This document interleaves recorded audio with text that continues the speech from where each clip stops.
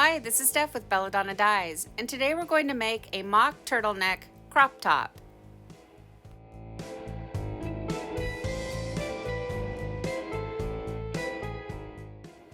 So lay your shirt out on the table, decide where you want the center of your spiral to be and give it a little pinch.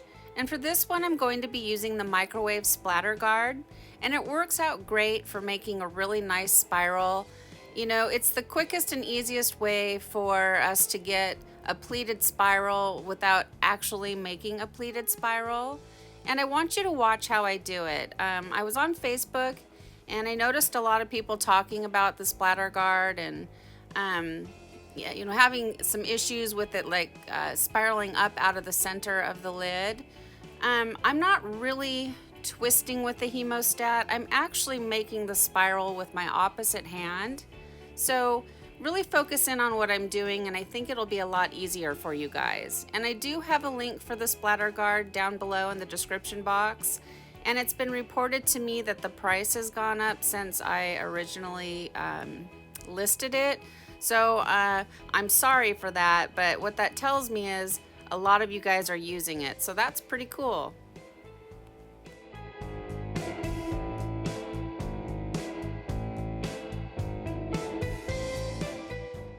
Once you have it all spiraled up, it's time to secure it. And for this project, I'm going to use my favorite rubber bands. They're just the perfect size for these spirals, and I really like them because they rinse clean easily so you can reuse them.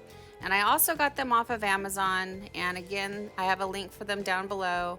And I have pretty much everything that I use for tie-dye listed down there, except for the miscellaneous stuff that I get at the Dollar Tree. So make sure you check that out.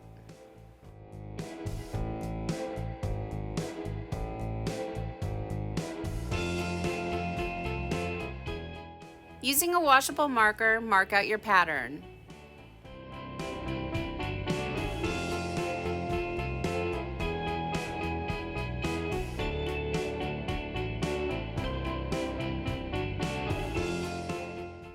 Now it's time for the fun part. We get to add the dye. And this shirt is going to have a dark back, so I'm using the Power Berry instead of black. I chose colors that were inspired by Frankenstein for Halloween. And the reason why I'm starting with the darkest color first is because I'm going to flip it over on the dye towel, and it's going to absorb the extra. You know, I don't want the lines to be overpowering, so that was my theory.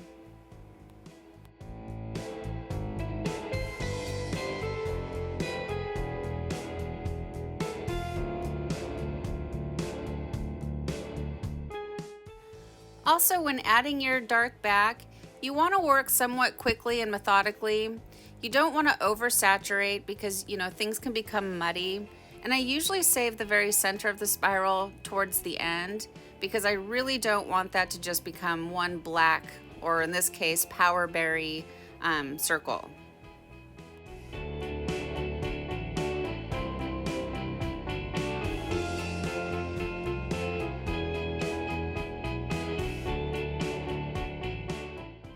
So I checked the other side, it's looking pretty good, it's not getting oversaturated. And so the fibers on the top here are starting to get that sort of a white look to them. And so I'm going to add just a little more of the Power Berry just for good measure.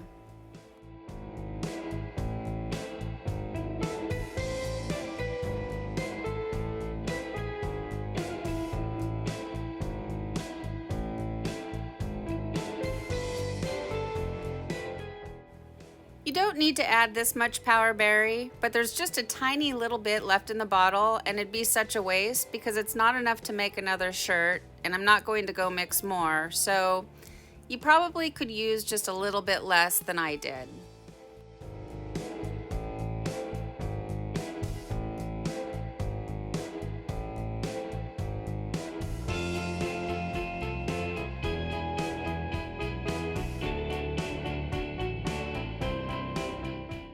When I flipped it over, the sleeve sort of came undone, so I had to like re-put it in the rubber bands. I was originally going to put the chartreuse where I'm adding the lilac, but because of that whole sleeve situation, and you can kind of see the oversaturation of the Power Berry, I decided that I was going to put the lilac over top of those dark spots. I was really kind of concerned about getting brown, so I shifted gears on the fly, and that's what you got to do with tie-dye. You just go with it and make it work.